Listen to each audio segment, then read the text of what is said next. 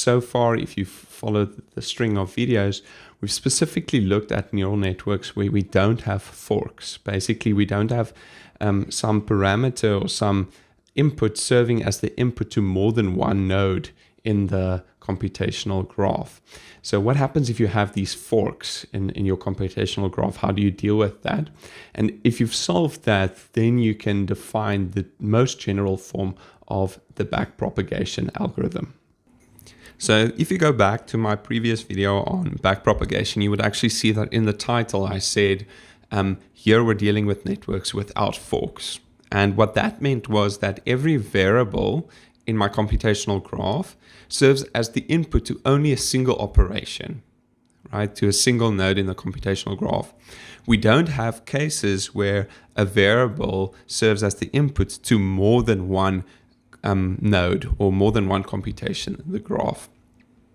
So what happens if that actually turns out to happen in our graph? And we'll look at an example in a second, but first I'll just describe the general case. So the question is, what if I've got a variable? So for instance, here we've got a variable u that serves as the input to one node and as the input to another node.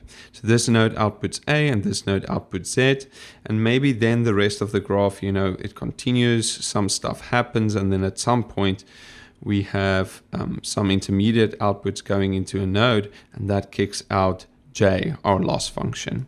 And what we want to do in backprop, right? If I wiggle U, what's the effect on J? But now what happens is if I wiggle U, we're actually influencing both A and Z. Where before, without forks, we wouldn't have this part, and you would only have one path to J. So what happens if we have forks? Well, turns out we just need to follow the rules of differentiation, and that means going a little bit back to something I mentioned in the preliminary video. So here we looked at the generalized chain rule, and just for scalars, what I mentioned here was that if you have a variable x that influences a variable g through an intermediate variable u, then you end up with the normal chain rule that you've learned like in primary school, okay? But if you've got x, and x influences both a u1 and a u2, and these two then influences a g, so g is a function of u1 and u2. In this case, if I wiggle g, then I actually need to add up the effect of both of these paths to g.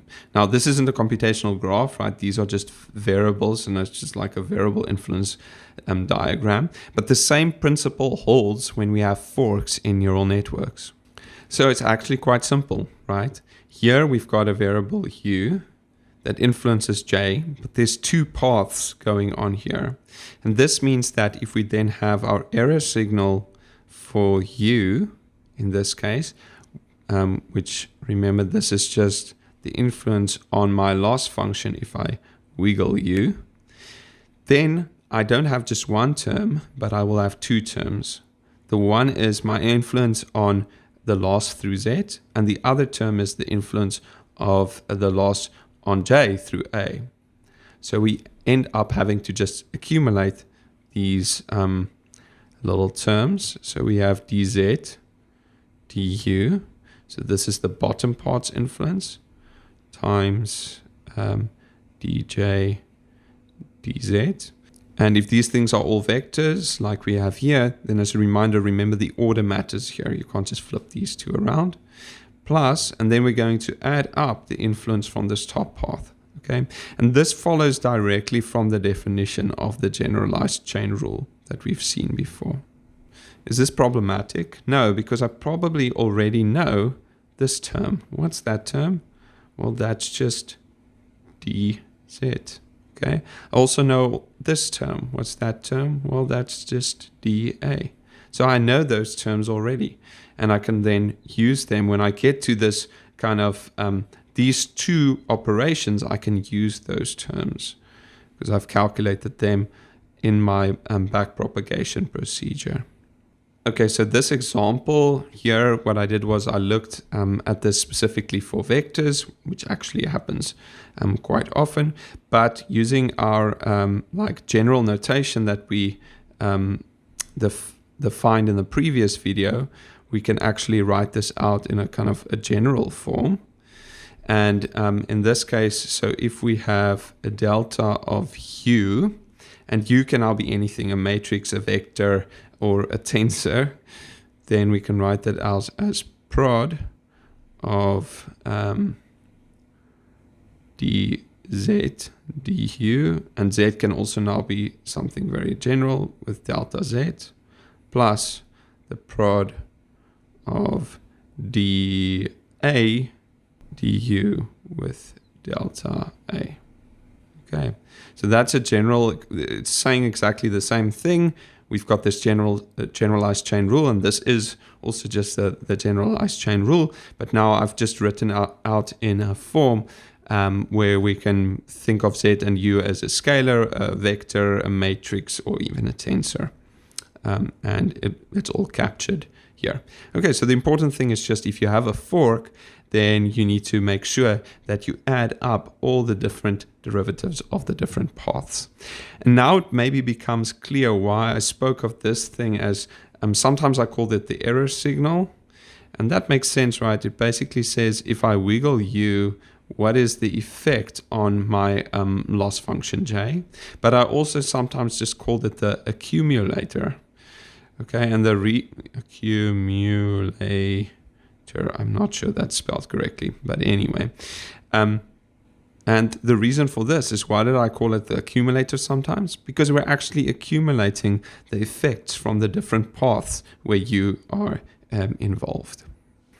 So let's look at an actual example where this would happen. And here, this graph looks a little bit complicated, but actually all that we're doing here is we're doing the example that we've looked at before, which is binary classification with a feed-forward neural network with one hidden layer here.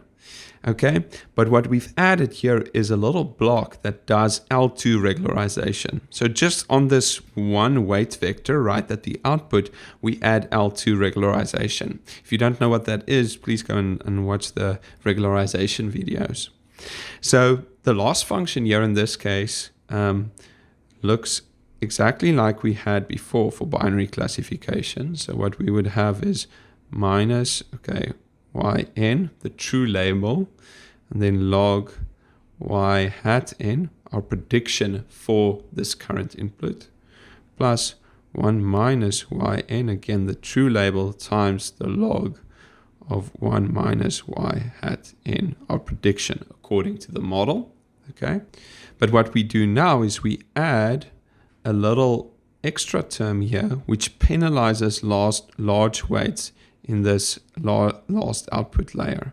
And if you go and watch the video on L2 regularization, you can see that you can summarize this by just taking the dot product of the weight vector with itself. Okay, and that's just what this is. So weight 2, and this thing here, I take the transpose and I multiply that by weight 2.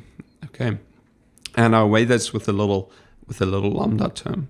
So the final loss is now not just the loss we had before, which was this thing, but we also have this L2 thing that feeds in here. So now what happens is, and you can maybe go and watch the previous video where we just looked at the delta for W2 on its own.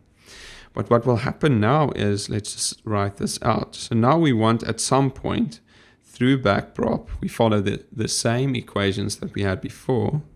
But at some point, we want to figure out what is the delta of this W2, the error signal of this thing. And now it's important that W2 serves as the input to two blocks. Okay, it serves as the input to this computational block here, this block here. And that means that we need to take into account the gradient flowing through that block here. But it also serves as input to this L2 regularization block here. And that means that we also need to take into account the gradient flowing down in this direction. Okay, but we've actually, we know how to do this already, right? So what we're ultimately interested in is, if I wiggle W2, what's the effect on the loss? But we now know that you need to sum up the the gradients from the two paths. The one path is through this block, and this block's output is Z2 with these two inputs. Okay, so what's the term there in our accumulator? Well, we need to take the partial derivatives of Z2 with respect to W2.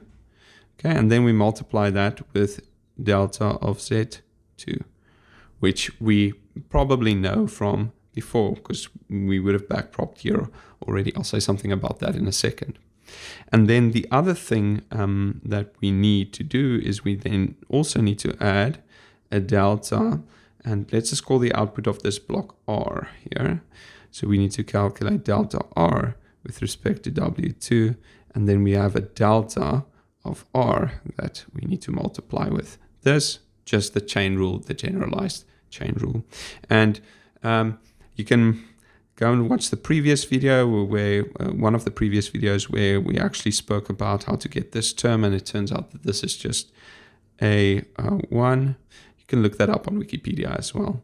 If you go and look at the matrix and vector calculus article there, Z2 plus, and here again, R, what is R? R is just this term here. And again, you can look this up on Wikipedia, and you can go and convince yourself that this is 2 lambda and W2, the vector, times delta R, which is some scalar.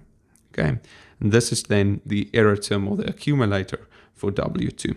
Okay, and the rest of this graph is pretty much as we've looked at in the previous video. Okay, so now we've actually seen an example of backpropagation with forks. So how does the algorithm actually work? It works exactly like we had before, except with this little extra step when we have to deal with forking things. Okay, so you start at the output, and what you do is for every node, you calculate basically the partial derivative of the output of that node with respect to each of its inputs. Okay, so you would get a delta term for this edge, and you would get a delta term for that edge. There's no fork, so you do that exactly as before. Okay, so you figure out what is delta R, what is the effect of R on the loss J. Okay, and you figure out the delta term for this edge as well. Okay, and you continue exactly as we did before. You would get a delta Y hat. Okay, and then you would get a delta Z2.